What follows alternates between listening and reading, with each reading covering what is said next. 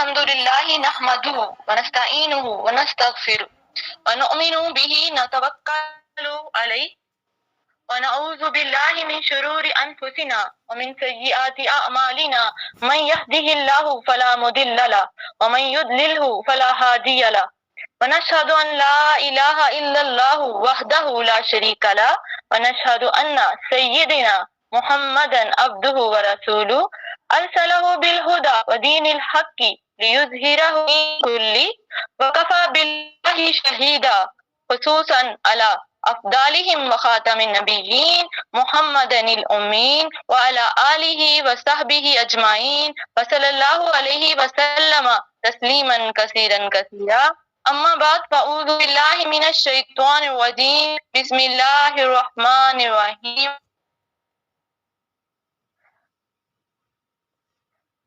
إن الله وملائكته يصلون على النبي يا أيها الذين آمنوا صلوا عليه وسلموا تسليما اللهم صل على محمد وعلى آل محمد كما صليت على إبراهيم وعلى آل إبراهيم إنك حميد مجيد اللهم بارك على محمد وعلى آل محمد كما باركت على إبراهيم وعلى آل إبراهيم إنك حميد مجيد ربي اشرح لي صدري ويسر لي أمري واحلل عقدة من لساني يفقهوا قولي۔ آج کا جو ہمارا ٹاپک ہے بہت ہی امپورٹنٹ ٹاپک ہے، نماز نبی صلی اللہ علیہ وآلہ وسلم اوتھینٹک احادیث کی روشنی میں مکمل نماز، تکبیر تحریمہ سے لے کر سلام تک مکمل نماز جو ہے وہ آپ سے آج شیئر کی جائے گی۔ ہمارے مائنڈ میں نماز سے متعلق بہت سے کوشچنز ہوتے ہیں، آج انشاءاللہ تعالی ہم ان سب کوشچنز کو ایڈریس کریں گے۔ ہم سب چاہتے ہیں کہ ہماری جو نماز ہے وہ بہتر سے بہتر ہو۔ الحمدللہ ساری جو نماز ہے وہ اوتھینٹک احادیث سے لی گئی ہے۔ انشاءاللہ تعالی اس کے بعد جتنی بھی کیوریز ہیں آپ کے مائنڈ میں وہ نماز سے ریلیٹڈ وہ ساری کی ساری جو ہیں وہ دور ہو جائیں گی۔ وہ کوشچنز کیا ہو سکتے ہیں؟ کیا مرد اور عورت کی نماز میں کوئی فرق ہے؟ کیا میں جو نماز پڑھتی ہوں کیا وہ نماز عین نماز نبی صلی اللہ علیہ وآلہ وسلم کے مطابق ہے، جس طرح ہمیں آپ صلی اللہ علیہ وآلہ وسلم نے نماز کا طریقہ کار سکھایا؟ ہم سب جانتے ہیں کہ قرآن مجید میں نماز کا حکم ہوا ہے، لیکن اس کی جو عملی پریکٹس ہے وہ رسول اللہ صلی اللہ علیہ وآلہ وسلم نے کروائی ہے۔ کیا جو طریقہ رسول اللہ صلی اللہ علیہ وآلہ وسلم نے اپنے صحابہ کرام کو سکھایا کیا میری نماز بھی ویسی ہے؟ یقیناً ہماری نماز کو بھی ویسا ہی ہونا چاہیے۔ یہ سارے جو سوال ہیں اس کو آج کے لیکچر میں ہم انشاءاللہ تعالی ایڈریس کریں گے۔ اپنی نماز کو جو ہے وہ آنے والے وقت میں بہتر سے بہترین کی طرف لے جائیں گے انشاءاللہ تعالی۔ یہاں پہ جو سب سے موسٹ امپورٹنٹ کوشچن ہے وہ یہ ہے کیا مرد اور عورت کی نماز میں کوئی فرق ہے؟ ہمیں کسی بھی حدیث سے یہ نہیں ملتا کہ مرد اور عورت کی نماز میں کوئی فرق ہے۔ ایون ام المومنین حضرت عائشہ صدیقہ رضی اللہ تعالی عنہا اور حضرت ام سلمہ رضی اللہ تعالی عنہا سے بہت ساری حدیث جو ہیں وہ ہمیں ملتی ہیں، لیکن کسی بھی حدیث سے یہ بات نہیں پتہ چلتی کہ مرد اور عورت کی نماز میں کوئی فرق ہے۔ لیکن ہمیں نماز کو کس طرح سے پڑھنا ہے اس کے بارے میں ہمیں ایک حدیث ملتی ہے، صحیح بخاری کی حدیث ہے 631۔ اس میں جو ہے ہم مالک بن حویرث جو ہیں وہ بیان کرتے ہیں کہ ہم جو ہیں وہ نبی کریم صلی اللہ علیہ وآلہ وسلم کی خدمت اقدس میں حاضر ہوئے۔ ہم سب ہم عمر اور نوجوان ہی تھے۔ آپ صلی اللہ علیہ وآلہ وسلم کی خدمت مبارک میں ہمارا 20 دن اور رات کا قیام رہا۔ آپ صلی اللہ علیہ وآلہ وسلم کو انہوں نے کیسا پایا؟ آپ کو انہوں نے بہت ہی رحم دل اور ملنسار پایا۔ پھر انہوں نے کہا کہ جب آپ صلی اللہ علیہ وسلم نے فیل کیا، دیکھا کہ ہمیں اپنے وطن واپس جانے کا شوق ہے، تو آپ صلی اللہ علیہ وسلم نے خود ہی ہم سے کہہ دیا کہ اب تم لوگ اپنے گھروں کو جاؤ، اور آپ صلی اللہ علیہ وسلم نے ہمیں چند نصیحتیں بھی کی۔ ان میں سے ایک نصیحت کیا تھی؟ نبی کریم صلی اللہ علیہ وآلہ وسلم نے فرمایا تم نماز اسی طرح پڑھنا جیسے تم نے مجھے نماز پڑھتے ہوئے دیکھا ہے۔ اتنی امپورٹنٹ بات ہے یہاں پہ کہ نبی کریم صلی اللہ علیہ وآلہ وسلم نے فرمایا کہ اسی طرح نماز پڑھنا جیسے تم نے مجھے نماز پڑھتے ہوئے دیکھا ہے۔ تو ہمیں بھی ویسے ہی نماز پڑھنی چاہیے جس طرح سے ہمارے نبی کریم صلی اللہ علیہ وآلہ وسلم نے ہمیں نماز جو ہے وہ سکھائی ہے۔ ہمارے پاس صحیح بخاری کی حدیث نمبر 8 ہے۔ رسول اللہ صلی اللہ علیہ وآلہ وسلم نے فرمایا، اسلام کی بنیاد 5 چیزوں پر قائم کی گئی ہے۔ اول، گواہی دینا کہ اللہ کے سوا کوئی معبود نہیں اور بے شک محمد صلی اللہ علیہ وسلم اللہ کے سچے رسول ہیں، اور نماز قائم کرنا اور زکوٰۃ ادا کرنا اور حج کرنا اور رمضان کے روزے رکھنا۔ یعنی یہ 5 ایسی چیزیں ہیں جن پر ہمارا دین اسلام جو ہے وہ قائم ہے۔ ان میں پہلی چیز جو ہے اللہ تعالیٰ کی توحید ہے، اور دوسری نمبر پہ جو چیز ہے وہ نماز کو قائم کرنا ہے۔ یعنی نماز کے بغیر ہمارا دین جو ہے وہ مکمل ہی نہیں ہوتا۔ اس کے بعد ہمارے پاس جو یہاں پہ موسٹ امپورٹنٹ جو کوشچن ہے ہمیں جو ملتا ہے، ٹھیک ہے، وہ ہمیں قرآن و حدیث کی روشنی میں کیا مرد اور عورت کی نماز میں جو فرق ہے وہ اس کو ہم اس میں ایڈریس کر چکے کہ نبی پاک صلی اللہ علیہ وسلم نے فرمایا کہ ہمیں اسی طرح نماز پڑھنی ہے آپ لوگوں کو جس طرح آپ نے مجھے نماز پڑھتے ہوئے دیکھا ہے۔ تو یہاں پہ ہم قرآن مجید سے اس کا ایک حوالہ دیکھتے ہیں کہ اللہ تعالیٰ نے نماز کے بارے میں کیا فرمایا۔ سورہ روم آیت نمبر 31 نے اللہ تعالیٰ نے فرمایا، اور نماز قائم کرو اور مشرکوں میں سے نہ ہو جاؤ۔ یعنی نماز جو ہے اتنی امپورٹنٹ چیز ہے کہ اگر ہم اس کو چھوڑتے ہیں تو ہم دین سے ہی خارج ہو جاتے ہیں، یعنی کہ ہم مشرکوں میں سے نہ ہو جاؤ، نماز کو قائم کرو۔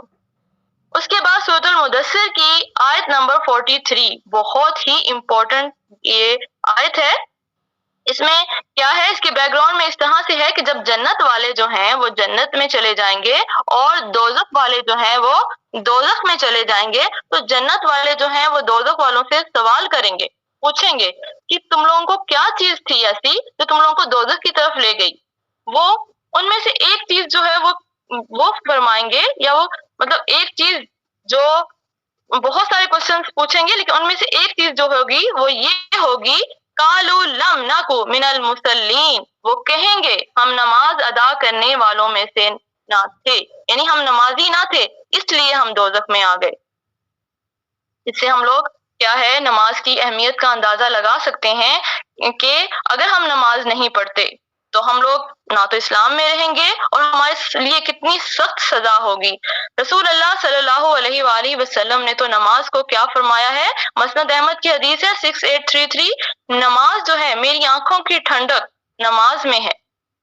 اسی طرح سے صحیح مسلم کی حدیث ہے 247، نبی کریم صلی اللہ علیہ وآلہ وسلم نے فرمایا، آدمی اور شرک و کفر کے درمیان فاصلہ مٹانے والا عمل جو ہے وہ نماز چھوڑنا ہے۔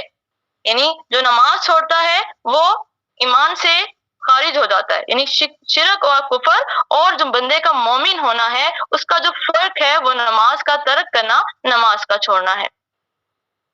اس کے بعد جامعہ ترمذی کی حدیث ہے 413، رسول اللہ صلی اللہ علیہ وآلہ وسلم نے فرمایا، قیامت کے روز بندے سے سب سے پہلے اس کی نماز کا محاسبہ ہوگا۔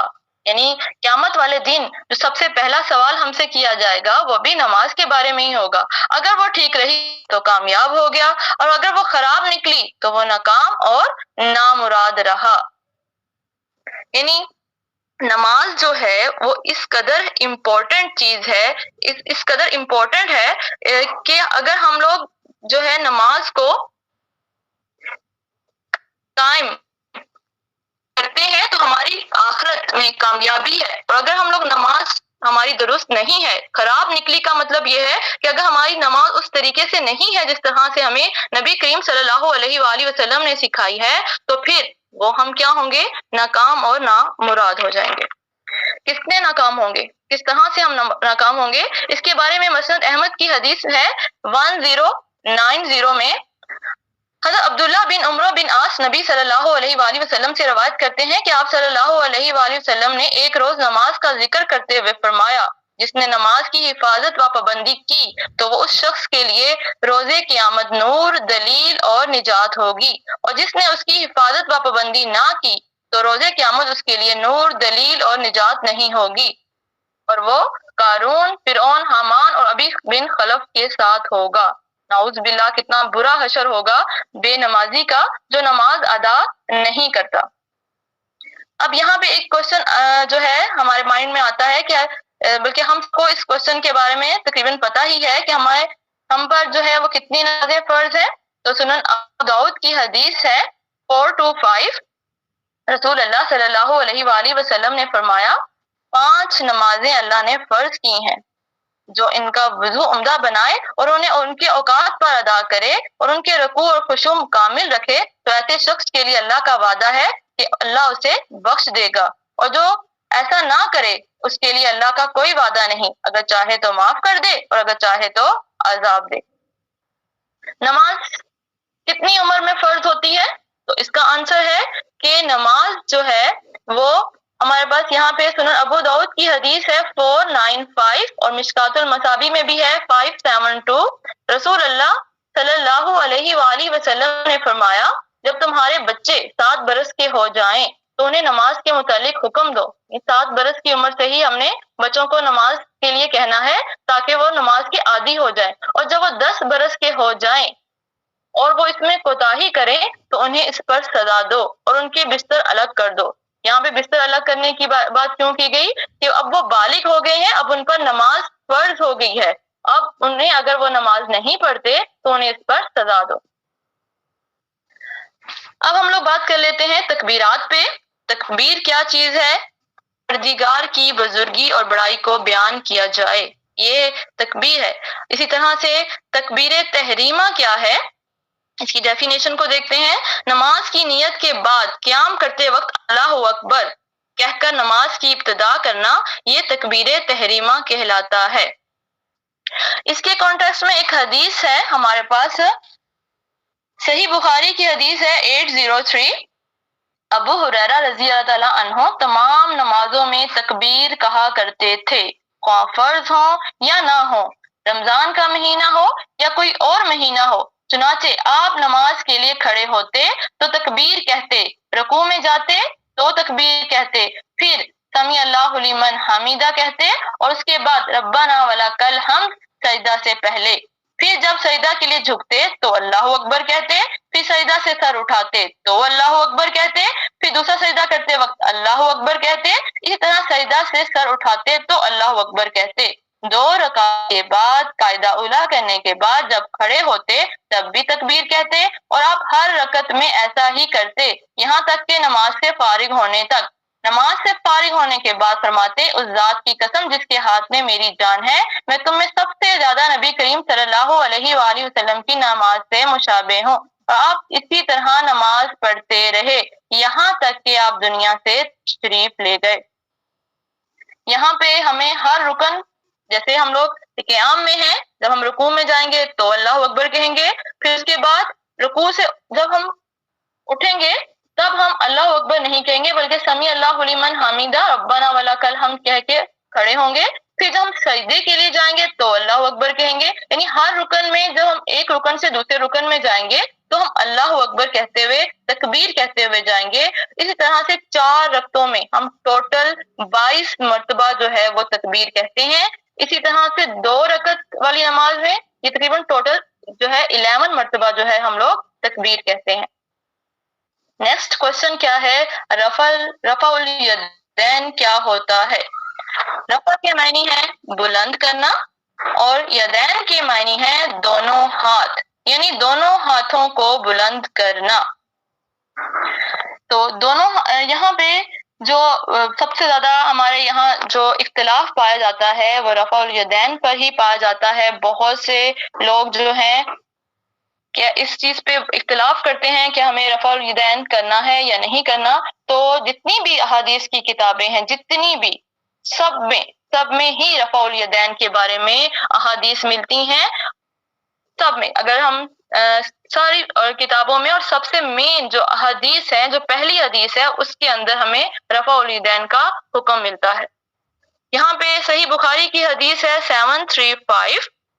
رسول اللہ صلی اللہ علیہ وآلہ وسلم نماز شروع کرتے وقت اپنے دونوں ہاتھوں کو کندھوں تک اٹھاتے، اسی طرح جب رکوع کے لیے اللہ اکبر کہتے اور جب اپنا سر رکوع سے اٹھاتے تو دونوں ہاتھ بھی اٹھاتے، رفع یدین کرتے اور رکوع سے سر مبارک اٹھاتے ہوئے سمی اللہ لمن حمیدہ ربنا ولک الحمد کہتے تھے.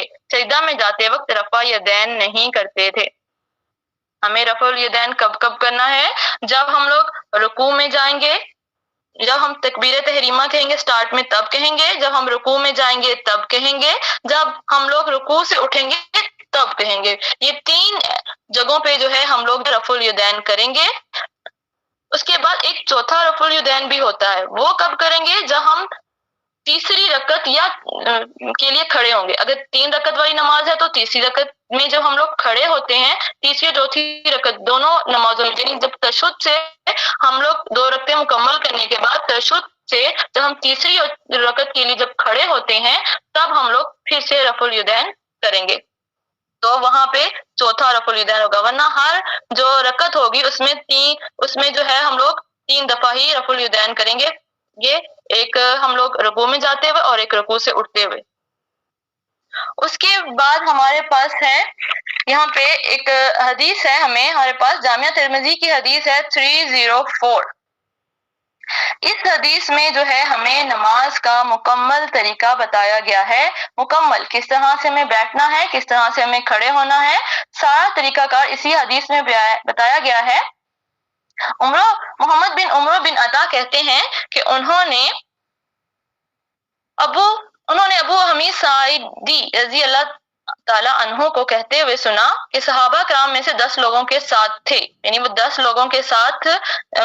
تو ان میں سے ایک ابو قتادہ بن ربی تھے. ابو حمید رضی اللہ تعالیٰ عنہ کہہ رہے تھے کہ میں تم میں سے رسول اللہ صلی اللہ علیہ وآلہ وسلم کی نماز کا سب سے زیادہ جانکار ہوں. تو لوگوں نے کہا کہ تمہیں نہ تو ہم سے پہلے صحبت رسول میسر ہوئی اور نہ ہی تم ہم سے زیادہ نبی اکرم صلی اللہ علیہ وآلہ وسلم کے پاس آتے جاتے تھے. تو انہوں نے کہا ہاں یہ ٹھیک ہے، لیکن مجھے رسول اللہ صلی اللہ علیہ وآلہ وسلم کا طریقہ نماز زیادہ یاد ہے. اس لوگوں نے کہا اگر تم جانتے ہو تو پیش کرو. تو انہوں نے کہا کہ رسول اللہ صلی اللہ علیہ وآلہ وسلم جب نماز کے لیے کھڑے ہوتے تو بالکل سیدھے کھڑے ہو جاتے اور اپنے دونوں ہاتھ اٹھاتے یہاں تک کہ انہیں اپنے دونوں مقابل لے جاتے.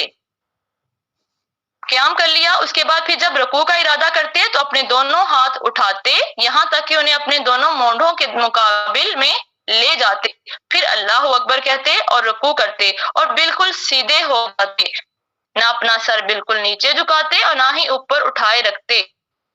ہاتھ اپنے دونوں گھٹنوں پر رکھتے، پھر سمی اللہ لمن حمیدہ کہتے اور اپنے دونوں ہاتھ اٹھاتے یعنی رفع یدین کرتے اور سیدھے کھڑے ہو جاتے یہاں تک کہ جسم کی ہر ایک ہڈی سیدھی ہو کر اپنی جگہ پر لوٹ آتی. پھر سجدہ کرنے کے لیے زمین کی طرف جھکتے، پھر اللہ اکبر کہتے اور اپنے بازوؤں کو اپنی دونوں بغلوں سے جو ہے اپنی جدا رکھتے اور اپنے پیروں کی انگلیاں کھلی رکھتے. پھر اپنا بایاں پیر موڑتے اور اس پر بیٹھتے اور سیدھے ہو جاتے یہاں تک کہ ہر ہڈی اپنی جگہ پر لوٹ آتی اور آپ اٹھتے اور دوسری رکعت میں بھی اسی طرح کہ دوسری رکعت سے جب تیسری رکعت کے لیے اٹھتے تو اللہ اکبر کہتے اور اپنے دونوں ہاتھ اٹھاتے یہاں تک کہ انہیں اپنے دونوں مونڈوں کے مقابل میں کرتے جیسے اس وقت کیا تھا جب آپ نے نماز شروع کی تھی. اسی طرح کرتے یہاں تک کہ جب وہ رکعت ہوتی جس میں نماز ختم ہو رہی ہو تو اپنا بایاں پیر مؤخر کرتے یعنی اسے دائیں طرف دائیں پیر کے نیچے سے نکال لیتے اور سرین پر بیٹھتے، پھر سلام پھیرتے. اس میں ہمیں اس حدیث میں جامعہ ترمذی کی حدیث 304 میں ہمیں نماز کا جو ہے وہ مکمل طریقہ کار جو ہے وہ بتا دیا گیا ہے. اب اس کے بعد جو چیزیں ہیں نماز شروع کرنے سے پہلے ہمیں 10 چیزوں کا جو ہے وہ خیال رکھنا ہے. وہ 10 چیزیں کون سی ہیں ان کو آپ نے یاد رکھنا ہے. اگر یہ 10 چیزوں کا بہت بہت احتیاط سے خیال رکھنا ہے جب بھی ہم نماز شروع کریں گے. نمبر 1 طہارت. طہارت کیا ہے؟ جسم کا پاک ہونا، کپڑوں کا پاک ہونا، جس جگہ آپ نماز پڑھ رہی ہیں اس کا پاک ہونا، اسی طرح سے غسل اور وضو کا اہتمام کرنا. سنن نسائی کی حدیث ہے 2525 میں رسول اللہ صلی اللہ علیہ وآلہ وسلم نے فرمایا اللہ تعالیٰ طہارت کے بغیر نماز قبول نہیں کرتا، یعنی جس کی طہارت نہیں ہے اللہ تعالیٰ اس کی نماز بھی قبول نہیں کرتا. نمبر 2 پہ ہے ہمارے پاس نیت کرنا، یعنی کہ صحیح بخاری کی حدیث ہے ہمارے پاس، حدیث نمبر 1، اعمال کا جو دار و مدار ہے وہ نیتوں پر ہے، نیت کے بغیر جو ہے وہ نماز درست ہی نہیں ہوتی، کوئی بھی عمل جو ہے وہ نیت کے بغیر درست نہیں ہوتا، لیکن نیت جو ہے وہ ہمیں زبان سے نہیں کرنی، نیت جو ہے وہ دل کے ارادے کا نام ہے، یعنی نماز کے لیے دل میں ارادہ ہونا چاہیے کہ اللہ کے لیے نماز پڑھنے لگی ہوں اور فلاں نماز سنت، فرض ہو یا نفل، اس کی اتنی رکعت ادا کرنے لگی ہوں۔ زبان سے الفاظ کا ادا کر کے نیت کرنا جو ہے وہ درست نہیں ہے، اور یہ کسی بھی صحیح حدیث سے ثابت نہیں ہے۔ اس کے بعد نمبر 3 پہ ہے قبلہ رخ ہونا، یعنی جب ہم نماز پڑھیں گے تو ہمارا رخ جو ہے وہ قبلہ کی طرف ہونا چاہیے۔ سنن ابن ماجہ کی حدیث ہے 803، حضرت ابو حمید ساعدی رضی اللہ تعالیٰ عنہ سے روایت ہے کہ رسول اللہ صلی اللہ علیہ وآلہ وسلم جب نماز کے لیے کھڑے ہوتے تو قبلے کی طرف منہ کرتے، اپنے دونوں ہاتھ اٹھاتے اور کہتے اللہ اکبر، اللہ سب سے بڑا ہے۔ اس کے بعد نمبر 4 پہ ہے ہمارے پاس نماز میں ادھر ادھر دیکھنے سے پرہیز کریں۔ صحیح بخاری کی حدیث ہے 751، حضرت عائشہ صدیقہ رضی اللہ تعالیٰ عنہا فرماتی ہیں کہ رسول اللہ صلی اللہ علیہ وآلہ وسلم سے میں نے پوچھا کہ نماز میں ادھر ادھر دیکھنے کے بارے میں پوچھا، تو آپ صلی اللہ علیہ وآلہ وسلم نے فرمایا کہ یہ تو ڈاکہ ہے جو شیطان بندے کی نماز پر ڈالتا ہے۔ نمبر 5 پہ ہے ہمارے پاس نماز میں آسمان کی طرف نہیں دیکھنا چاہیے۔ صحیح مسلم کی حدیث ہے 966، حضرت جابر بن سمرہ رضی اللہ تعالیٰ عنہ سے روایت ہے کہ رسول اللہ صلی اللہ علیہ وآلہ وسلم نے فرمایا جو لوگ نماز میں اپنی نظریں آسمان کی طرف اٹھاتے ہیں وہ ہر صورت اپنی اس حرکت سے باز آ جائیں، ورنہ ہو سکتا ہے ان کی نظر ان کی طرف نہ لوٹے، یعنی ان کی بینائی جو ہے وہ طلب کر لی جائے۔ نماز میں ہمیں جو ہے وہ سجدے والی جگہ پر دیکھنا ہوگا۔ اس کے بعد نمبر 6 پہ ہے نماز میں مردوں کا جو کپڑا ہے وہ ٹخنوں سے اوپر ہوگا۔ اس کے بارے میں جو ہمیں حدیث ملتی ہے ابو داؤد کی حدیث ہے 638، حضرت ابو ہریرہ رضی اللہ تعالیٰ عنہ بیان کرتے ہیں کہ ایک دفعہ ایک آدمی نماز پڑھ رہا تھا اور وہ اپنا تہبند ٹخنوں سے جو ہے وہ نیچے لٹکائے ہوئے تھا، تو رسول اللہ صلی اللہ علیہ وسلم نے دیکھا تو اسے فرمایا جاؤ اور وضو کر کے آؤ، چنانچہ وہ گیا اور وضو کر کے آیا۔ آپ نے اسے دوبارہ فرمایا جاؤ اور وضو کر کے آؤ، چنانچہ وہ پھر گیا اور وضو کر کے آیا۔ تو ایک آدمی نے آپ سے کہا ہے اللہ کے رسول کس وجہ سے آپ نے اسے وضو کرنے کا حکم دیا؟ پھر آپ اس سے خاموش ہو رہے۔ آپ نے فرمایا یہ شخص اپنا تہبند لٹکا کر نماز پڑھ رہا تھا، اور اللہ تعالیٰ ایسے بندے کی نماز قبول نہیں کرتا جو اپنا تہبند لٹکا کر نماز پڑھ رہا ہو۔ یعنی مرد جو ہے وہ اپنا تہبند جو ہے وہ لٹکا کر نماز نہیں پڑھ سکتا، لیکن عورت کے لیے جو ہے ایسا حکم نہیں ہے، عورتیں جو ہیں ان کے کپڑے جو ہیں وہ ٹخنوں سے اوپر نہیں ہوں گے۔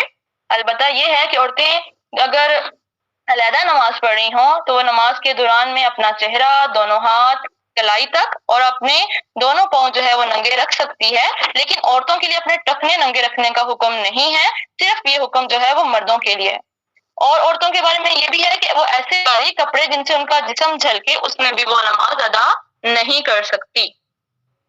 نمبر 7 پہ ہے کہ مردوں کو اپنا سر جو ہے وہ ڈھانپ کر نماز پڑھنا چاہیے، کیونکہ نبی پاک صلی اللہ علیہ وسلم جو ہیں وہ اپنی موسٹلی نمازیں جو ہیں ان کی وہ سر ڈھانپ کر ہی ہیں، لیکن عورتوں کو تو خصوصی یہی ہے کہ وہ اپنا سر اگر نہیں ڈھانپتی تو ان کی نماز ہی نہیں ہوگی۔ اس کے بارے میں ابو داؤد کی حدیث ہے 641، اس میں ام المومنین سیدہ عائشہ رضی اللہ تعالی عنہا سے روایت ہے کہ نبی کریم صلی اللہ علیہ وآلہ وسلم نے فرمایا اللہ تعالیٰ کسی بالغ عورت کی نماز اوڑھنے کے بغیر قبول نہیں فرماتا، یعنی اللہ تعالیٰ جو ہے کسی کی بھی نماز جو ہے وہ اوڑھنے کے بغیر قبول نہیں فرماتا، لیکن جو دوپٹہ یا جو اوڑھنی ہم استعمال کر رہے ہیں وہ اتنی باریک نہیں ہونی چاہیے کہ اس میں سے ہمارے جو ہے وہ بال نظر آئے۔ نمبر 8 پہ ہے باجماعت نماز ادا کرنا۔ سنن نسائی کی حدیث ہے 840، حضرت عائشہ رضی اللہ تعالی عنہما سے روایت ہے کہ نبی کریم صلی اللہ علیہ وآلہ وسلم نے فرمایا نماز با جماعت اکیلے کی نماز سے 25 درجے زیادہ فضیلت رکھتی ہے. یعنی کہ نماز کو جو ہے وہ باجماعت ادا کرنا چاہیے. مرد بھی باجماعت نماز ادا کر سکتا ہے اور عورت بھی. لیکن عورتوں کے بارے میں جو نبی کریم صلی اللہ علیہ وآلہ وسلم نے فرمایا ہے سنن ابو داؤد 567 میں کہ حضرت ابن عمر رضی اللہ تعالیٰ عنہ سے مروی ہے کہ انہوں نے کہا رسول اللہ صلی اللہ علیہ وآلہ وسلم نے فرمایا اپنی عورتوں کو مساجد سے مت روکو مگر ان کے گھر ان کے لیے بہتر ہیں. یعنی عورتیں مسجد میں نماز پڑھتی ہیں لیکن ان کے گھر جو ہیں وہ ان کے لیے زیادہ بہتر ہیں. اسی طرح سے مسند احمد کی حدیث ہے 2499 رسول اللہ صلی اللہ علیہ وآلہ وسلم نے فرمایا عورتوں کی بہترین مسجدیں ان کے گھروں کی مخفی ترین جگہ ہے. یعنی عورت کی جو مسجد ہے بہترین مسجد جو ہے وہ ان کے گھر کی جو ہے وہ چھپی ہوئی جگہ ہے. نمبر 9 نماز کا اپنے وقت پر ادا کرنا. اس کے بارے میں ہمیں جو ہے صحیح بخاری کی حدیث ملتی ہے 527 اور اسی طرح سے سنن ابو داؤد کی حدیث ملتی ہے 425 کہ رسول اللہ صلی اللہ علیہ وآلہ وسلم نے فرمایا کہ 5 نمازیں اللہ نے فرض کی ہیں جو ان کا وضو عمدہ بنائے اور انہیں ان کے اوقات پر ادا کرے اور ان کے رکوع اور خشوع کامل رکھے. یعنی نماز کو اس کے وقت پر پڑھنا ہے. صحیح بخاری کی حدیث ہے 527 میں اللہ تعالیٰ حضرت ابن مسعود رضی اللہ تعالیٰ عنہ بیان کرتے ہیں کہ میں نے نبی صلی اللہ علیہ وآلہ وسلم سے دریافت کیا کہ اللہ کو کون سا عمل سب سے زیادہ محبوب ہے. میں نے پوچھا کیا کہ اللہ کو کون سا عمل سب سے زیادہ محبوب ہے تو آپ صلی اللہ علیہ وآلہ وسلم نے فرمایا وقت پر نماز ادا کرنا. یعنی نماز کو جو ہے اس کے وقت پر ہی ادا کرنا چاہیے. نمبر 10 ہے لاسٹ پوائنٹ ہے کہ نماز جلدی جلدی نہ پڑھنا. نماز کو جلدی جلدی پڑھیں گے تو ہماری نماز ہی نہیں ہوگی. اس کے کانٹیکسٹ میں حدیث ہے صحیح بخاری کی 793 کہ نبی کریم صلی اللہ علیہ وآلہ وسلم مسجد میں تشریف لے گئے. اس میں ایک شخص آیا اور نماز پڑھنے لگا. نماز کے بعد جب وہ فارغ ہوا تو آ کر نبی کریم صلی اللہ علیہ وآلہ وسلم کو سلام کیا. آپ صلی اللہ علیہ وآلہ وسلم نے اس کے سلام کا جواب دے کر فرمایا جاؤ اور جا کر دوبارہ نماز پڑھو کیونکہ تم نے نماز پڑھی ہی نہیں. چنانچہ اس نے دوبارہ نماز پڑھی تو واپس آ کر پھر آپ صلی اللہ علیہ وآلہ وسلم کو سلام کیا. آپ نے اس مرتبہ بھی یہی فرمایا کہ دوبارہ جا کر نماز پڑھو کیونکہ تم نے نماز نہیں پڑھی. 3 بار اسی طرح سے ہوا. پھر اس شخص نے کہا اس ذات کی قسم جس نے آپ کو مبعوث کیا میں تو اس سے اچھی نماز نہیں پڑھ سکتا اس لیے آپ مجھے سکھلائیے. آپ نے فرمایا جب تم نماز کے لیے کھڑے ہو تو پہلے تکبیر کہو پھر قرآن مجید میں سے جو کچھ تمہیں یاد ہو اس میں سے پڑھو. اس کے بعد رکوع کرو اور پوری طرح سے رکوع کرو یعنی اطمینان سے رکوع کرو اور اس کے بعد سر اٹھاؤ اور پھر پوری طرح کھڑے ہو جاؤ. یعنی جلدی نہیں کرنی پوری طرح کھڑے ہو جاؤ. پھر جب سجدہ کرو تو پوری طرح سجدے میں چلے جاؤ. پھر سجدہ سے سر اٹھا کر اچھی طرح بیٹھو. دوبارہ بھی اسی طرح سجدہ کرو اور یہی طریقہ جو ہے وہ پوری نماز کے لیے اختیار کرو. یہ وہ 10 باتیں تھی جن کا خیال رکھنا چاہیے ہمیں نماز سے پہلے. اب ہم لوگ نیکسٹ ڈسکس کر لیتے ہیں نماز کے جو فرائض ہیں. نماز کے ٹوٹل 7 فرائض ہیں. ان فرائض کے بغیر جو ہے نماز مکمل نہیں ہوتی. اگر ہم لوگ نماز میں ان فرائض کا خیال نہیں رکھیں گے تو ہماری نماز درست نہیں ہوگی اور ہمیں سجدہ صرف کرنا ہوگا. یعنی ہماری نماز اس طرح بالکل بھی جو ہے وہ قابل قبول نہیں ہے. وہ فرائض کیا ہیں؟ 7 فرائض. نمبر 1 تکبیر تحریمہ یعنی اللہ اکبر کہنا. نمبر 2 قیام کرنا یعنی سیدھے کھڑے ہونا. نمبر 3 ہے قرات کرنا. نمبر 4 پہ ہے رکوع کرنا. نمبر 5 پہ ہے 2 سجدے کرنا. نمبر 6 پہ ہے آخری تشہد میں بیٹھنا. نمبر 7 دونوں طرف سلام پھیرنا. یہ 7 فرائض ہیں. اب ہم انشاءاللہ یہ جو 7 فرائض ابھی آپ کو بتائے گئے ہیں ان کو پوائنٹ ٹو پوائنٹ جو ہے وہ ڈسکس کریں گے. یہ بہت ہی اب امپورٹنٹ ٹاپک جو ہے اب یہاں سے سٹارٹ ہو رہا ہے. جتنے بھی فرائض ہیں ان کو جو تکبیر تحریمہ سے لے کر سلام تک ان کے ایک ایک رکن کی جو ہے وہ تفسیر اب صحیح احادیث کی روشنی میں آپ سے ڈسکس کی جائے گی. آپ کے ساتھ احادیث کا جو ہے وہ ریلیونٹ پورشن جو ہے وہ ڈسکس کیا جائے گا. اور یہاں پہ آپ کے ساتھ ایک جو نماز نبی صلی اللہ علیہ وسلم کی PDF فائل جو ہے وہ شیئر کی گئی ہے. اس میں جو ہے آپ کو پکچرز بھی دی گئی ہیں تاکہ آپ ایک ایک رکن کو اچھے سے سمجھ سکیں اور آپ کو سمجھنے میں آسانی ہو جائے. تو آپ اس کو جو ہے اپنے پاس جو ہے اوپن کر لیجئے. جی اب ہم لوگ اپنے ڈیزائن کی طرف آتے ہیں. تو نماز نبی کا جو طریقہ ہے اس میں سب سے پہلے ہمیں جو ہے نمبر 1 والے ڈیزائن پہ آ جائیے. اس میں ہے کہ سب سے پہلے ہمیں نیت کرنا ہے. نیت کے بارے میں بتا چکی ہوں کہ نیت جو ہے وہ ہمیں دل سے کرنی ہے, زبان سے ہمیں جو ہے وہ اس کے الفاظ کو ادا نہیں کرنا. جب ہم نیت کر چکیں گے تو اس کے بعد ہم نے کیا کرنا ہے, سنن ابن ماجہ کی حدیث ہے 803 کہ رسول اللہ صلی اللہ علیہ وسلم جب نماز کے لیے کھڑے ہوتے تو قبلے کی طرف منہ کرتے اور اپنے دونوں ہاتھ اٹھاتے اور اللہ اکبر کہتے, یعنی تکبیر تحریمہ کہنا.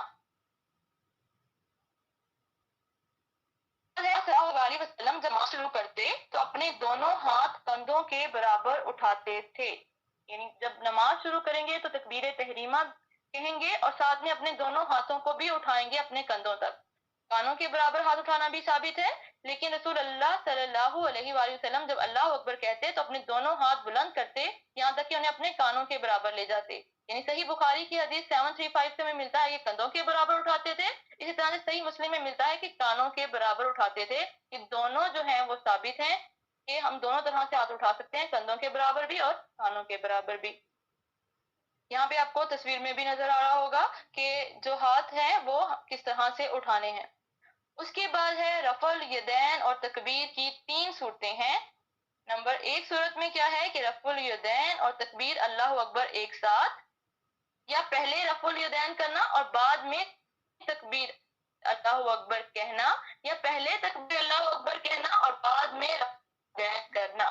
تینوں طریقے ثابت ہیں کہ ہم ان میں سے کوئی بھی کر سکتے ہیں. رفع الیدین اور اللہ اکبر ایک ساتھ بھی کر سکتے ہیں, یا رفع الیدین اور پہلے کر لیں اور تکبیر ہم بعد میں کہیں, یا تکبیر پہلے کہہ دیں اور ہاتھ ہم بعد میں اٹھائیں. اس کے بعد ہے رسول اللہ صلی اللہ علیہ وسلم جب ہماری امامت کرواتے تو بائیں ہاتھ کو اپنے دائیں ہاتھ سے پکڑتے. یعنی اپنے ہاتھوں کو ہم نے کس طرح سے باندھنا ہے کہ بائیں ہاتھ کو دائیں ہاتھ سے پکڑتے. یا پھر ایک اور حدیث ہے صحیح مسلم کی 896 میں حضرت وائل بن حجر رضی اللہ تعالیٰ عنہ سے منقول ہے کہ میں نے رسول اللہ صلی اللہ علیہ وآلہ وسلم کو دیکھا جب آپ نماز میں کھڑے ہوتے تو اپنے دائیں ہاتھ کو بائیں ہاتھ پر رکھ کر اسے پکڑتے. حضرت وائل بن حجر رضی اللہ تعالیٰ عنہ سے روایت ہے کہ انہوں نے نبی کریم صلی اللہ علیہ وآلہ وسلم کو دیکھا, آپ نے نماز میں جاتے وقت اپنے دونوں ہاتھ بلند کیے, تکبیر کہی, پھر اپنا کپڑا اوڑھ لیا, پھر اپنا دایاں ہاتھ بائیں ہاتھ پر رکھا. یعنی ان احادیث سے جو ہے جو ہمارے پاس جامع ترمذی کی حدیث تھی 252, صحیح مسلم کی حدیث تھی 896 اور سنن نسائی کی حدیث ہے 888, ان سب میں جو ہے ہمیں یہ ملتا ہے کہ ہم لوگ جو ہے اپنا دایاں ہاتھ جو ہے اپنے بائیں ہاتھ کے اوپر رکھیں گے. اس کے ساتھ ہی ہمیں حضرت سہل بن سعد رضی اللہ عنہ سے روایت ملتی ہے, صحیح بخاری کی حدیث ہے 740 کہ لوگوں کو حکم دیا جاتا تھا کہ نماز میں دایاں ہاتھ بائیں زرہ کیا ہوتی ہے, کوہنی کے سرے سے لے کر درمیانی انگلی تک کا جو حصہ ہوتا ہے اس کو زرہ کہتے ہیں, یعنی کلائی پر رکھیں.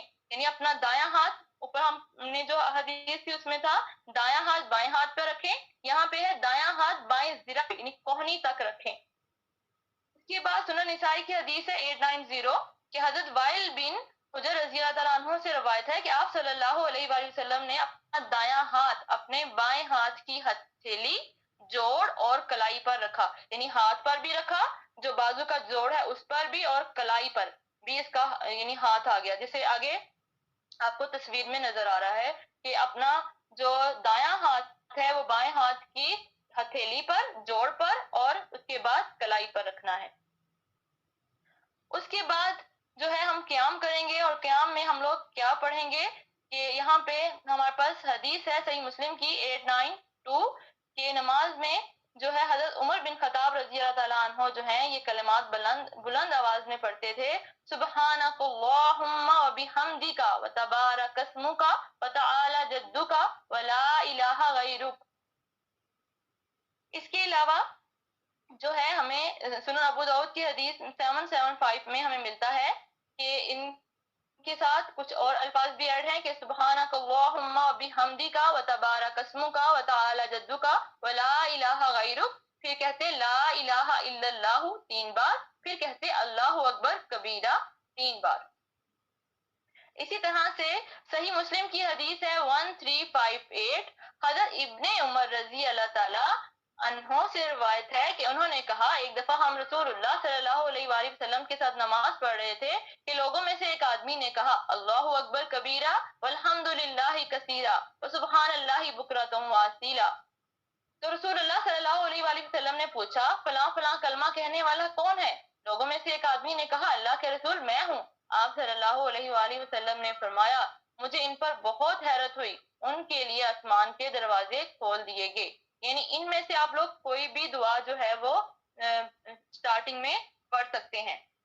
اس کے علاوہ ایک اور دعا ہے صحیح بخاری کی حدیث میں 744 میں ہے، رسول اللہ صلی اللہ علیہ وآلہ وسلم تکبیر تحریمہ اور قرات کے درمیان بغیر آواز کے یہ دعا پڑھتے تھے اللہم باعد بینی وبین خطایای کما بعدت بین المشرق والمغرب اللہم نقینی من الخطایا کما ینقی الثوب الابیض من الدنس اللہم اغسل خطایای بالماء والثلج والبرد۔ اس کے بعد جب یہ دعا جو ہے ثنا جس کو کہتے ہیں، اس کو دعائے استفتاح بھی کہا جاتا ہے، اس کے بعد جو ہے وہ تعوذ پڑھتے۔ تعوذ کس طرح سے ہے؟ اعوذ باللہ السمیع العلیم من الشیطان الرجیم، اعوذ باللہ السمیع العلیم من الشیطان الرجیم من حمزہ ونفخہ ونفثہ، یہ فرماتے۔ اس کے علاوہ جو ہے اعوذ باللہ من الشیطان الرجیم یہ بھی ہم پڑھ سکتے ہیں۔ پھر اس کے بعد ہے سنن نسائی کی حدیث ہے 906 میں سورہ فاتحہ سے پہلے تسمیہ پڑھنا بسم اللہ الرحمن الرحیم۔ صحیح مسلم کی حدیث ہے 890، یہ سرن بھی پڑھی جا سکتی ہے اور جہرن بھی پڑھی جا سکتی ہے، یعنی جب امام جو ہے وہ جماعت کے ساتھ نماز ادا کر رہا ہوگا تو اس کو خاموشی سے بھی پڑھ سکتے ہیں اور اس کو بلند آواز سے بھی سورہ فاتحہ سے پہلے پڑھا جا سکتا ہے۔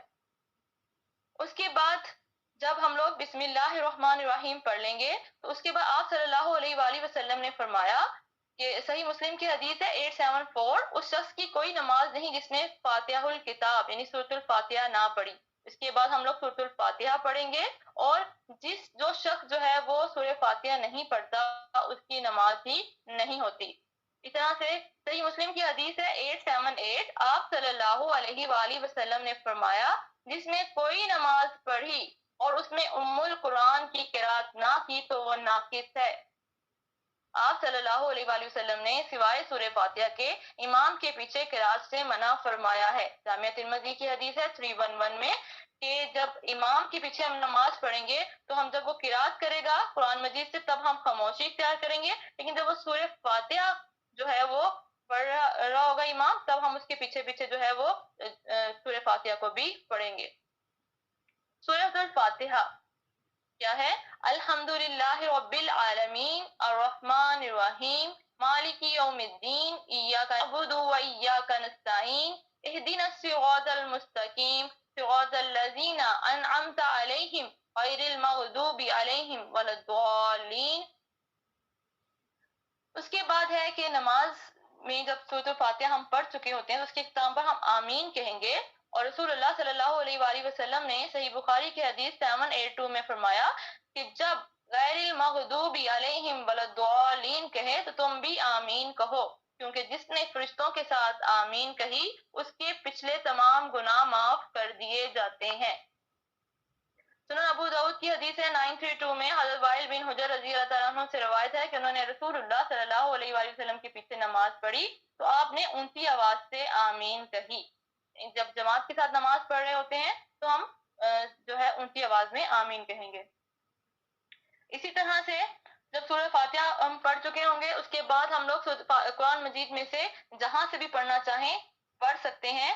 تو نبی کریم صلی اللہ علیہ وآلہ وسلم کی حدیث صحیح بخاری کی حدیث ہے 793 کہ آپ قرآن مجید کو کہیں سے بھی آپ پڑھ سکتے ہیں۔ اس طرح صحیح بخاری کی حدیث ہے 762، نبی اکرم صلی اللہ علیہ وآلہ وسلم پہلی 2 رکعتوں میں سورہ فاتحہ اور ایک سورت پڑھتے اور کبھی کبھار قرآن کا کچھ حصہ پڑھتے، اور آخری 2 رکعتوں میں سورہ فاتحہ جو ہے وہ آخری جو رکعتیں ہوتی تھی اس میں سورہ فاتحہ جو ہے وہ اکثر پڑھا کرتے تھے اور اکثر نہیں بھی پڑھا کرتے تھے. یعنی قرآن مجید کا حصہ پہلی 2 رکعتوں میں سورہ فاتحہ کے بعد قرآن مجید پڑھنا جو ہے وہ ثابت ہے کہ ہم قرآن مجید کو لازمی پڑھیں گے، لیکن آخری 2 رکعتیں ہیں اس میں ہم لوگ چھوڑ بھی سکتے ہیں. اس طرح سے نبی اکرم صلی اللہ علیہ وآلہ وسلم قرات کے بعد کچھ دیر کے لیے سکتہ بھی فرمایا کرتے تھے. یہ سکتہ کس لیے ہوتا تھا؟ تاکہ جو لوگ بعد میں نمازی جو ہیں اس رکعت میں شامل ہوئے ہیں تو وہ اپنی سورہ فاتحہ پڑھ لیں، کیونکہ ہم یہ پڑھ چکے ہیں کہ جو سورہ فاتحہ نہیں پڑھتا اس کی نماز جو ہے وہ مکمل نہیں ہوتی. اسی طرح سے ایک ہی رکعت میں جو ہے وہ ایک سے زیادہ صورتیں پڑھی جا سکتی ہیں، اور ایک ہی رکعت میں جو ہے ایک ہی صورت جو ہے دونوں رکعت میں بھی پڑھی جا سکتی ہیں. ایک ہی رکعت میں ایک سے زیادہ صورتیں بھی پڑھ سکتے ہیں، ایک ہی صورت کو بھی ہم بار بار پڑھ سکتے ہیں. اسی طرح سے سنن نسائی کی حدیث 1011 میں نبی پاک صلی اللہ علیہ وسلم نے ایک بار ایک ہی آیت کو بار بار پڑھا تھا. تو ایک ہی آیت کو بار بار بھی پڑھا جا سکتا ہے. ہاں، اگر کسی عذر کی وجہ سے قرات بیچ میں جو ہے وہ چھوڑی بھی جا سکتی ہے، کہ مطلب کھانسی آ گئی یا کوئی بھی مطلب ہو گیا، قرات پڑھ رہے تھے کوئی مسئلہ ہو گیا تو اس کو چھوڑ کر آپ رکوع میں بھی جا سکتے ہیں. صحیح مسلم کی حدیث ہے 1022. نماز میں جب سجدے والی آیت آئے گی تو اس میں ہم نے کیا کرنا ہے؟ تو ہم نے سجدے میں چلے جانا ہے. یہاں پہ ہمیں صحیح بخاری کی حدیث ہے 1078. سیدنا ابو رافع رضی اللہ تعالیٰ عنہ نے کہا میں نے ابو ہریرہ رضی اللہ تعالیٰ عنہ کے ساتھ نماز عشاء پڑھی. آپ نے جب سجدے والی جو آیت تھی وہ تلاوت کی اور سجدہ کیا تو میں نے عرض کیا آپ نے یہ کیا کیا؟ انہوں نے اس کا جواب دیا کہ میں نے اس میں ابو القاسم یعنی رسول اللہ صلی اللہ علیہ وآلہ وسلم کی ابتدا میں سجدہ کیا تھا اور ہمیشہ سجدہ کرتا رہوں گا تاکہ آپ صلی اللہ علیہ وآلہ وسلم سے جا ملوں. سجدہ تلاوت میں ہم کون سی دعا پڑھیں گے؟ تو یہاں پہ جامعہ ترمذی کی حدیث 3424 میں ہمیں سجدہ تلاوت کی جو ہے وہ دعا ملتی ہے. یہ جب عام ہم قرآن مجید کی جب تلاوت کر رہے ہوتے ہیں عام دنوں میں تب بھی ہم یہی سجدہ تلاوت میں یہ دعا پڑھیں گے، اور جب ہم نماز میں جب سجدہ آ جائے گا تب بھی ہم یہی دعا پڑھیں گے. وہ دعا کیا ہے؟ اللہم اکتب بہا عندک اجرا ودع عنی بہا وزرا واجعلها لعندک ذخرا وتقبلها منی کما تقبلتها من عبدک داود.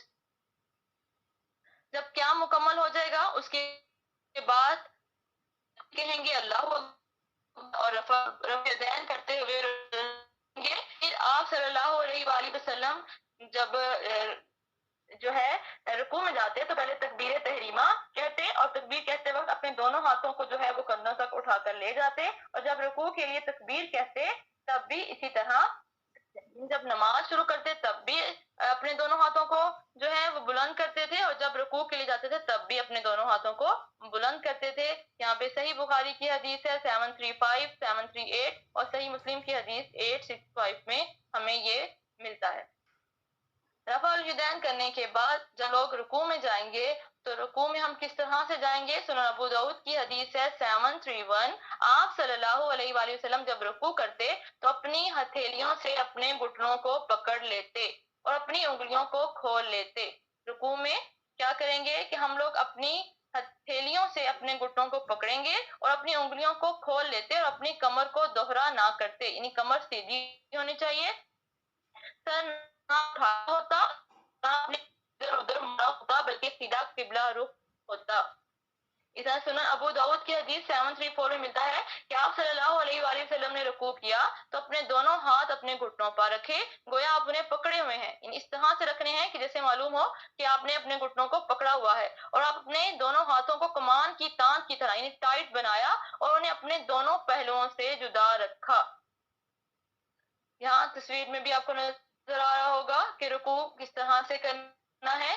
اس کے بعد ہے جب رکوع کر لیں تو جب رکوع میں ہم لوگ ہوں گے تو رکوع جو ہے وہ بالکل پوری طرح اطمینان سے ہونا چاہیے. یہ نہیں ہے کہ جلدی سے ہم لوگ رکوع کو جو ہے وہ ختم کر لیں، فوراً ہی جائیں اور فوراً ہی اٹھ جائیں. رکوع میں جو ہے وہ پوری طرح اطمینان ہو جائے کہ ہم نے اچھے سے رکوع جو ہے وہ ہم نے کر لیا ہے. یہ ہمیں صحیح بخاری کی حدیث 793 سے ملتا ہے کہ آپ صلی اللہ علیہ وآلہ وسلم نے فرمایا رکوع کرو حتیٰ کہ رکوع کرتے ہوئے تمہیں پوری طرح اطمینان ہو جائے.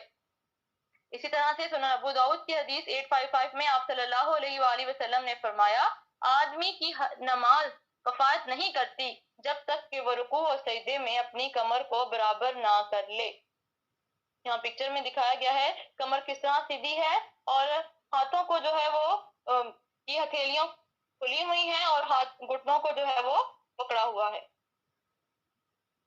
پھر جب ہم رکوع میں چلے جائیں گے تو ہم رکوع میں کیا پڑھیں گے؟ رسول اللہ صلی اللہ علیہ وآلہ وسلم نے فرمایا اسے اپنے رکوع میں کہا کرو. یعنی یہ جو تسبیح ہے اس کو اپنے رکوع میں کہا کرو. سبحان ربی العظیم اس کا نبی پاک صلی اللہ علیہ وسلم نے ہمیں حکم دیا ہے اور یہ تسبیح جو ہے وہ تقریباً کم از کم 3 بار پڑھیں گے.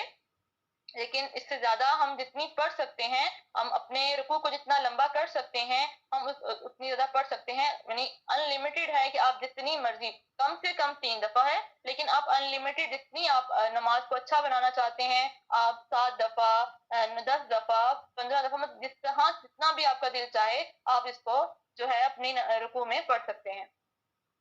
اس کے بعد ہے رسول اللہ صلی اللہ علیہ وآلہ وسلم اپنے رکوع اور سجدے میں بکثرت یہ کلمات بھی کہا کرتے تھے. یہ کلمات کیا ہیں؟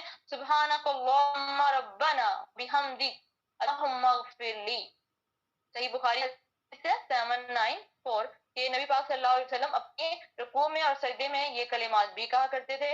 اس کے بعد صحیح مسلم کی حدیث سے ہمیں 1091 میں جو ہے یہ کلمات بھی ملتے ہیں کہ رسول اللہ صلی اللہ علیہ وآلہ وسلم اپنے رکوع میں اور سجدے میں یہ کلمات بھی کہتے تھے.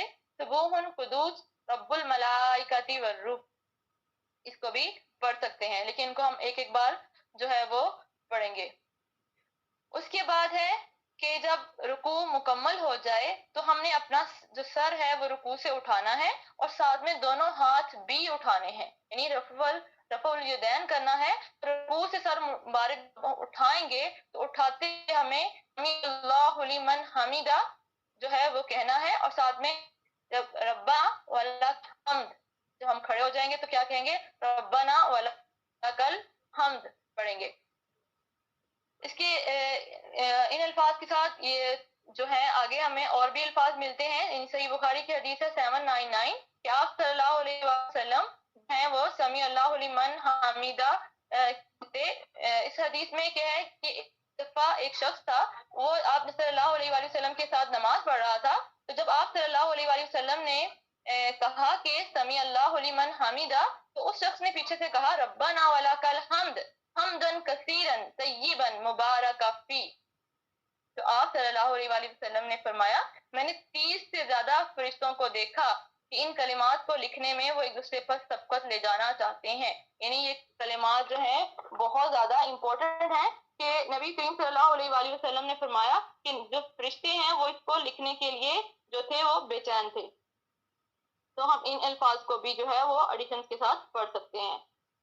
جب ہم لوگ قوما کر چکے ہوں گے اس کے بعد ہم لوگ سجدے کے لیے جائیں گے. تو سجدے میں جانے کے لیے ہمارے پاس یہاں پہ 27 نمبر پہ ہے کہ جب آپ صلی اللہ علیہ وآلہ وسلم سجدہ کے لیے جھکتے تو اللہ اکبر کہتے. یعنی یہاں پہ بھی جب ہم لوگ قوما کی حالت سے جب ہم لوگ جو ہے سجدے میں جائیں گے تو ہم تکبیر کہتے ہوئے جائیں گے اللہ اکبر.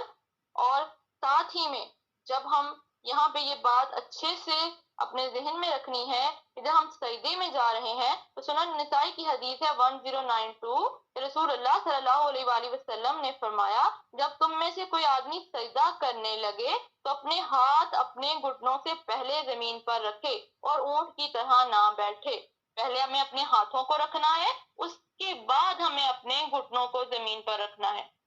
اسی طرح سے سنن ابو داؤد کی حدیث ہے 840 رسول اللہ صلی اللہ علیہ وآلہ وسلم نے فرمایا جب تم میں سے کوئی سجدہ کرے تو ایسے نہ بیٹھے جیسے کہ اونٹ بیٹھتا ہے چاہے کہ وہ اپنے ہاتھ گھٹنوں سے پہلے رکھے. اس طرح سے آگے تصویر میں دکھایا گیا ہے پہلے ہمیں اپنے ہاتھوں کو رکھنا ہے اس کے بعد ہمیں اپنے گھٹنوں کو رکھنا ہے. یعنی اونٹ کی طرح یہ نہیں ہے کہ پہلے ہم اپنے گھٹنوں کو زمین پر رکھیں. اور اس کے بعد سب سے آگے 28 پہ ہے کہ نبی کریم صلی اللہ علیہ وآلہ وسلم نے فرمایا مجھے 7 اعضاء پر سجدہ کرنے کا حکم ہوا ہے. یعنی سجدہ جب ہم کریں گے تو ہمارے 7 اعضاء جو ہیں وہ زمین کے ساتھ لگنے چاہیے. ہمارے 7 اعضاء جو ہیں وہ سجدہ کر رہے ہوں. وہ 7 اعضاء کیا ہیں؟ پیشانی، اس کے بعد اپنے ہاتھ سے ناک کی طرف اشارہ کیا، یعنی یہ ایک اعضاء ہے، پیشانی اور ناک ہو گیا. اس کے بعد دونوں ہاتھ، 2 ہاتھ، پہلے پیشانی اور ناک، نمبر 2 پہ ہے دونوں ہاتھ، یعنی یہ 3 چیزیں ہو گئی. پھر دونوں گھٹنے اور پھر دونوں پاؤں. یہ ٹوٹل جو ہے 7 اعضاء ہیں. اسی طرح 7 اعضاء کے اوپر ہم سجدہ کریں گے. اس کے بعد السلسلہ الصحیحہ کی حدیث ہے 639. رسول اللہ صلی اللہ علیہ وسلم نے لکڑی اور تکیہ پر جو ہے وہ سجدہ کرنے سے منع فرمایا ہے. یعنی لکڑی کی کسی چیز پر بھی ہم نماز نہیں پڑھ سکتے اور تکیہ رکھ کر بھی ہم سجدہ نہیں کر سکتے. لکڑی پر بھی سجدہ نہیں ہوگا اور تکیے پر بھی سجدہ نہیں ہوگا. لیکن کپڑے پر یا مصلی وغیرہ بچھا کر نماز پڑھنا جائز ہے. صحیح بخاری کی حدیث ہے 380. لیکن عموماً جو نماز ہے وہ فرش پر جو ہے اس کو زیادہ پریفریبل سمجھا جاتا ہے. اس کے بعد ہے ہمارے پاس 29 نمبر والے ڈیزائن میں دیکھیے گا کہ جو نماز ہے، جب ہم سجدے میں دونوں ہاتھ جو ہیں وہ کانوں کے برابر رکھیں گے یا کندھوں کے برابر رکھیں گے. دونوں طرح سے جائز ہے. یعنی اپنے ہاتھوں کو یا تو ہم اپنے کانوں کے برابر رکھیں گے سجدے میں، یا پھر دونوں کندھوں کے برابر رکھیں گے. صحیح بخاری کی حدیث ہے 828. جب آپ صلی اللہ علیہ وآلہ وسلم سجدہ کرتے تو آپ اپنے ہاتھوں کو زمین پر اس طرح رکھتے کہ نہ بالکل پھیلے ہوئے ہوتے اور نہ سمٹے ہوئے. پاؤں کی انگلیوں کے جو انگلیاں تھیں وہ قبلہ رخ کی طرف ہوتی. اسی طرح سے صحیح بخاری کی حدیث ہے 807. نبی کریم صلی اللہ علیہ وآلہ وسلم جب نماز پڑھتے سجدے میں اپنے دونوں بازوؤں کو اس قدر پھیلا دیتے کہ بغل کی سفیدی ظاہر ہوتی.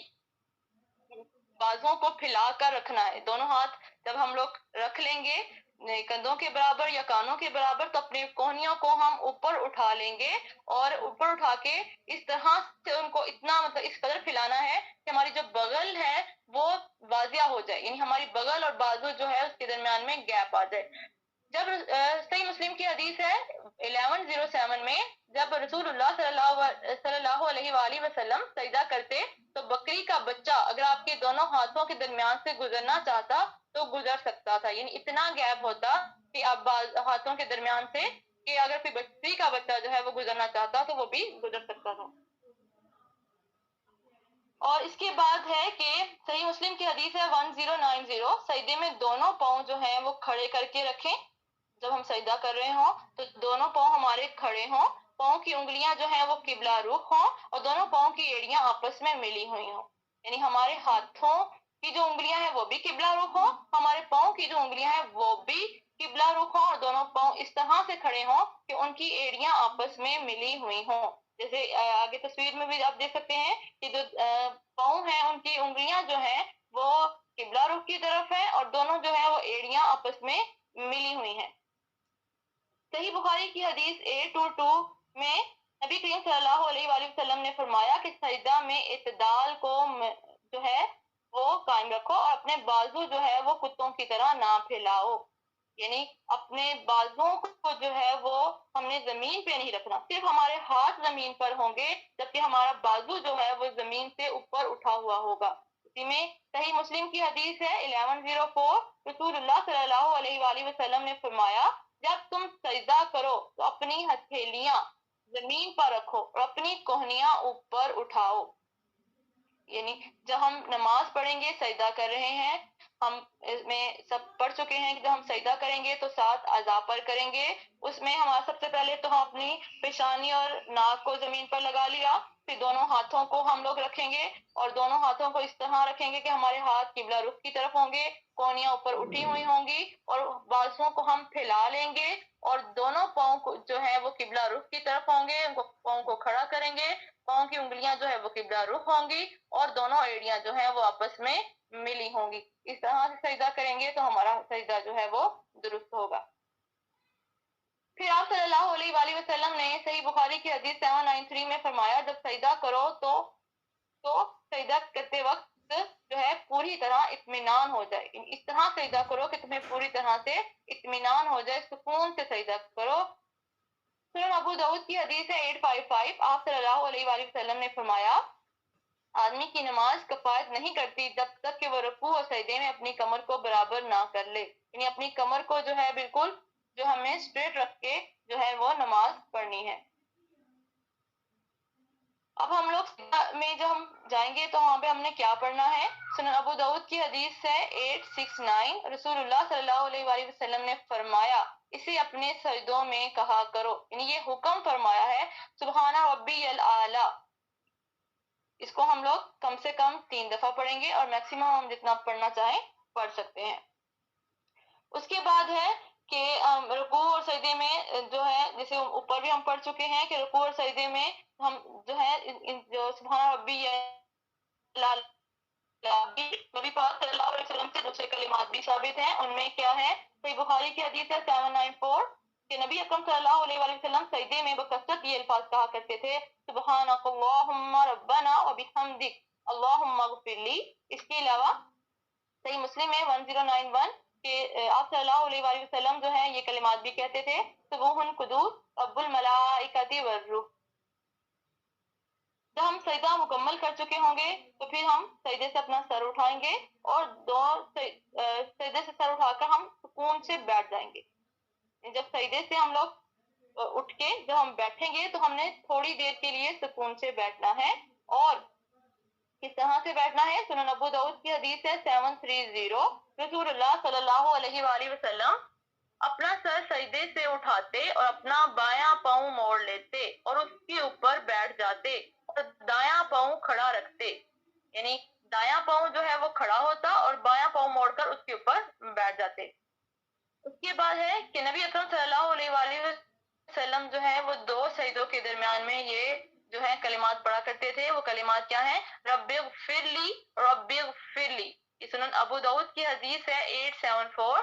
یہ اس میں یہ الفاظ ملتے ہیں کہ نبی پاک صلی اللہ علیہ وآلہ وسلم جب 2 سجدوں کے درمیان میں بیٹھتے تھے تو یہ الفاظ جو ہیں یہ کلمات جو ہیں وہ کہتے تھے. یہاں پہ آپ کو پکچرز میں بھی دکھایا گیا ہے کہ سجدے میں آپ کو کس طرح بیٹھنا ہے. اپنا دایاں پاؤں جو ہے وہ ہمیں کھڑا رکھنا ہے, انگلیاں جو ہیں وہ قبلے کی طرف ہوں اور بایاں پاؤں جو ہے وہ ہم نے اس کو بچھا کے اس کے اوپر بیٹھنا ہے. اس کے بعد ہے اسی طرح سے ہم دوسرا سجدہ بھی کریں گے. جیسے ہم نے پہلا سجدہ کیا, دوسرے سجدے کے بعد دوبارہ سے ہم زمین پر بیٹھیں گے. یعنی فوراً سے اگلی رکعت کے لیے نہیں کھڑے ہونا. ٹھیک ہے, جب ہم لوگ ایک سجدہ کیا ہم بیٹھے سکون سے بیٹھے, اس کے بعد ہم نے دوسرا سجدہ کیا. اب دوسرا سجدہ کرنے کے بعد بھی ہمیں تھوڑی دیر کے لیے سکون سے ہمیں بیٹھنا ہے, پھر اگلی رکعت کے لیے کھڑے ہونا ہے. اس یہ جو ہم بیٹھ رہے ہیں اس کو کہتے ہیں جلسہ استراحت. اور صحیح بخاری کی حدیث ہے 823 اور 824 میں کہ آپ صلی اللہ علیہ وآلہ وسلم جب دوسرے سجدے سے سر اٹھاتے تو تھوڑی دیر بیٹھتے اور زمین کا سہارا لے کر پھر اٹھتے. جب ہم دوسرے سجدے سے اٹھیں گے تو تھوڑی دیر کے لیے بیٹھیں گے اور پھر جب ہم دوسری رکعت کے لیے کھڑے ہوں گے تو ہم لوگ کیا کریں گے, زمین کا سہارا لیں گے پھر کھڑے ہوں گے. زمین کا سہارا لینے سے کیا مراد ہے کہ ہم پہلے ہاتھوں کو زمین پر رکھیں گے اور پھر کھڑے ہوں گے. ڈائریکٹ ایسے ہی کھڑے نہیں ہوں گے, پہلے سکون سے زمین پر ہاتھ رکھ کر پھر کھڑے ہوں گے. اس طرح سے صحیح بخاری کی حدیث ہے 6251. آپ صلی اللہ علیہ وآلہ وسلم نے فرمایا جب سجدہ پوری طرح کر لو تو سر اٹھاؤ اور اچھی طرح بیٹھ جاؤ, پھر سجدہ کرو. جب سجدہ پوری طرح کر لو تو سر اٹھاؤ اور اچھی طرح سے بیٹھ جاؤ. یہی اپنی ہر رکعت میں کرو. یعنی 2 سجدوں کے بعد بھی ہمیں بیٹھنا ہے, پھر ہمیں اگلی رکعت کے لیے کھڑے ہونا ہے. جلسہ استراحت ہو گیا. اس کے بعد آگے ہم ایک پکچر میں آپ کو دیکھ رہے ہیں کہ ہاتھوں کا سہارا لے کر ہمیں جو ہے وہ کھڑے ہونا ہے. پہلے ہم اپنے ہاتھوں کو لگائیں گے اور اس کے بعد ہم لوگ کھڑے ہو جائیں گے رکعت میں.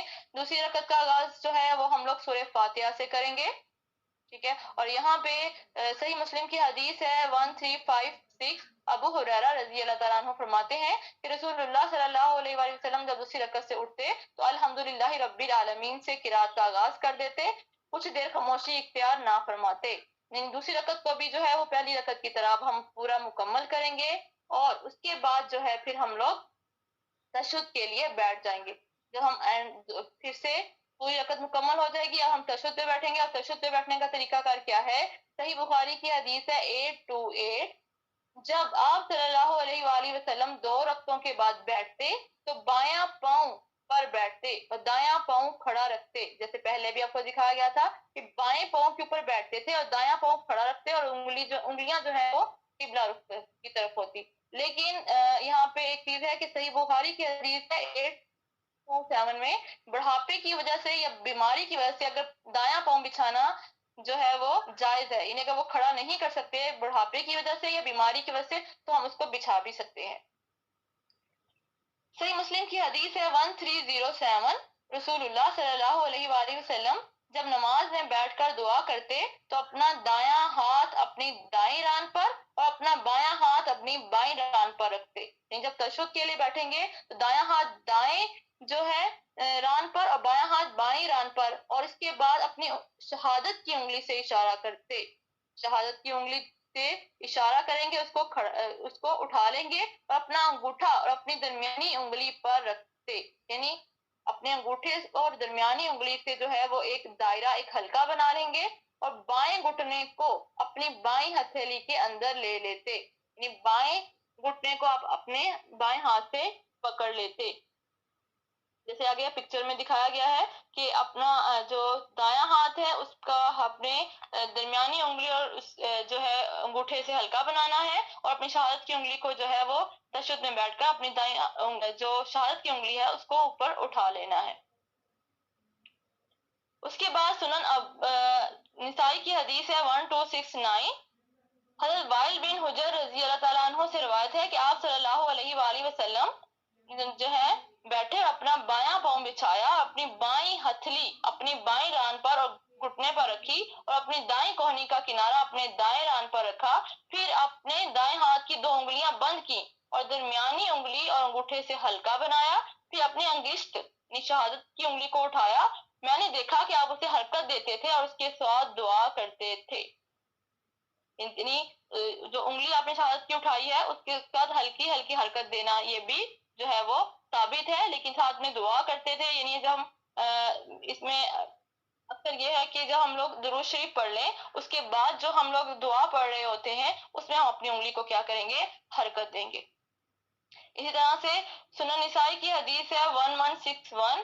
حضرت عبداللہ بن عمر رضی اللہ تعالیٰ عنہ نے اپنا دایاں ہاتھ اپنی دائیں ران پر رکھا اور انگوٹھے کے ساتھ والی انگلی سے قبلے کی طرف اشارہ کیا اور اپنی نظر اس پر ٹکائی. یعنی ہم تشہد میں اپنی انگلی دیکھیں گے. پھر فرمایا میں نے رسول اللہ صلی اللہ علیہ وآلہ وسلم کو ایسے کرتے دیکھا ہے. یعنی ہماری جو نظر ہے وہ اسی شہادت والی انگلی کی طرف ہوگی اور اس کی طرف سے قبلہ کی طرف بس اشارہ کرتے ہوئے ہمیں اسی حالت میں جو ہے پوری تشہد کو رکھنا ہے. سیدھا ہمیں اپنی انگلی کو اشارہ کرنا، جیسے ہم اشارہ کرتے ہیں قبلہ کی طرف اسی طرح سے اشارہ کرتے ہوئے ہمیں بیٹھنا ہے. جیسے ہم پکچر میں دکھایا گیا ہے کہ جو انگلی ہے تشہد جو شہادت کی اس کو ایسے سامنے رکھا گیا ہے. اس کے بعد ہے تشہد میں بیٹھ کر جو ہے ہم کون سی دعا پڑھیں گے؟ تشہد میں جو ہے ہم لوگ التحیات للہ والصلوات والطیبات، السلام علیکہ ایھا النبی ورحمۃ اللہ وبرکاتہ، السلام علینا وعلی عباد اللہ الصالحین، اشہد ان لا الہ الا اللہ واشہد ان محمدا عبدہ ورسولہ. اکثر لوگ جو ہے وہ اشہد انا پہ انگلی اٹھاتے ہیں اور اس طرح سے بعد میں اپنی انگلی کو ڈاؤن کر لیتے ہیں، تو یہ جو ہے یہ چیز جو ہے وہ ثابت نہیں ہے. اس کے بعد ہے ہمارے پاس کہ جب ہم لوگ تشہد لیں گے تو ہم پھر تیسری رکعت کا آغاز کریں گے. اگر ہم تیسری یا 3 یا 4 رکعت پڑھ رہے ہیں اس کے بعد ہم تیسری رکعت کا آغاز کریں گے. جب ہم تیسری رکعت میں کھڑے ہوں گے تو ہم اللہ اکبر کہہ کر کھڑے ہوں گے اور پہلی رکعت کی طرح رفع الیدین کریں گے، یعنی ہاتھوں کو اٹھائیں گے. جیسے ہم نے نماز کے سٹارٹ میں اپنے ہاتھوں جو ہے وہ اٹھایا تھا، اب یہاں پہ بھی ہم اٹھائیں گے اسی طرح سے. عبداللہ بن عمر رضی اللہ تعالیٰ عنہ جو ہے جب قاعدہ اولا سے اٹھتے تب بھی رفع الیدین کرتے تھے. نبی کریم صلی اللہ علیہ وآلہ وسلم اسی طرح پڑھتے تھے. صحیح بخاری کی حدیث ہے 739. اسی طرح سے صحیح بخاری کی حدیث ہے 776. نبی کریم صلی اللہ علیہ وآلہ وسلم ظہر کی جو پہلی رکعتوں میں سورہ فاتحہ اور 2 سورتیں پڑھتے تھے، آخری 2 رکعت میں صرف سورہ فاتحہ جو ہے وہ پڑھتے تھے. یعنی پہلی 2 رکعت جو ہم نے پہلے ابھی مکمل کر لی اس میں سورہ فاتحہ کے ساتھ ہم کوئی اور سورت بھی پڑھیں گے یا قرآن مجید میں سے کچھ جو ہے وہ حصہ پڑھیں گے. لیکن جو اب ہم آخری جو ظہر کی اسی طرح سے اسی میں لکھا ہوا ہے کہ عصر میں بھی اب اس کا آپ کا یہی معمول تھا اور صبح کی نماز میں بھی. یعنی 2 رکعت جو ہے جب وہ پڑھ لیتے تو اس میں سورہ فاتحہ اور قرات کرتے تھے. لیکن جب آخری 2 رکعت ہوتی تھی اس میں صرف اور صرف سورہ فاتحہ ہی پڑھتے تھے. اس کے بعد پھر سے ہم لوگ رفع الیدین کر کے اپنی جو ہے وہ نماز کو اسی طرح سے ہم پڑھیں گے. رکوع میں جائیں گے, پھر اسی طرح قوما کریں گے, سجدہ کریں گے, پھر اس کے بعد اسی طرح سے ہم اپنی ساری رکعت جو ہے وہ مکمل کر لیں گے. 3 ہے تو 3 رکعت مکمل کریں گے, 4 ہے تو 4 رکعت مکمل کرنے کے بعد اب ہم آخری تشہد میں جب بیٹھیں گے تو ہم کس طرح سے بیٹھیں گے. آخری تشہد میں بیٹھنے کا طریقہ یہ ہے کہ جب آپ صلی اللہ علیہ وآلہ وسلم آخری رکعت میں بیٹھتے تو جو ہے وہ اس کو آگے کر لیتے اور دائیں کو کھڑا کر دیتے. پھر مقعد پر صحیح بخاری کی حدیث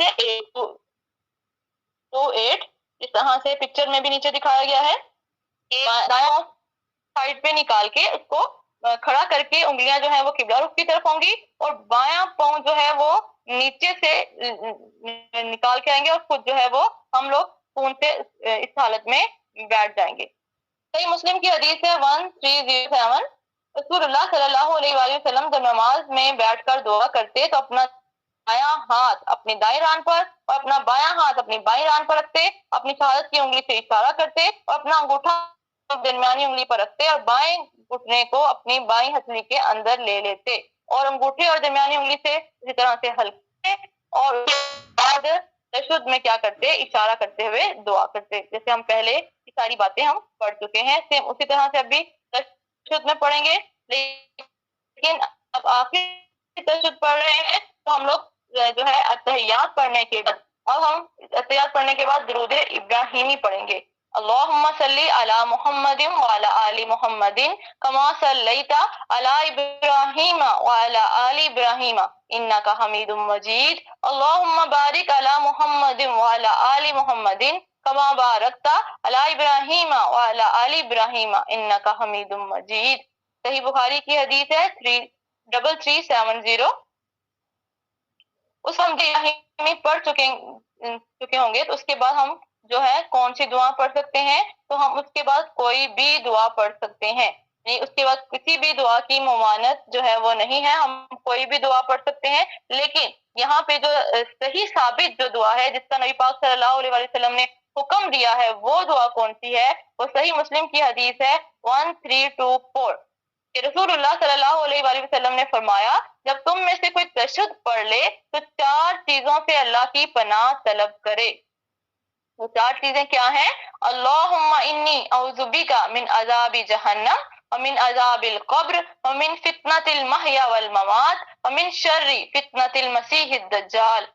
یعنی قبر کے عذاب, جہنم کے عذاب سے, قبر کے عذاب سے, زندگی اور موت کے فتنہ سے اور مسیح دجال کے فتنے سے جو ہے ہمیں اللہ تعالیٰ کی پناہ مانگنی ہے ان 4 چیزوں سے. اس کا نبی پاک صلی اللہ علیہ وسلم نے ہمیں حکم دیا ہے, یہ فرمایا ہے کہ اپنے تشہد میں ان 4 چیزوں سے اللہ کی جو ہے وہ پناہ طلب کرو. اسی کے ساتھ صحیح بخاری کی حدیث میں 832 میں یہ تھوڑے سے ایڈیشن کلمات کے ساتھ بھی یہ دعا ہے. اللہم انی اعوذ بک من عذاب جہنم ومن عذاب القبر ومن فتنة المحیا والممات ومن شر فتنة المسیح الدجال. اللہم انی اعوذ بک من المعصم والمغرم.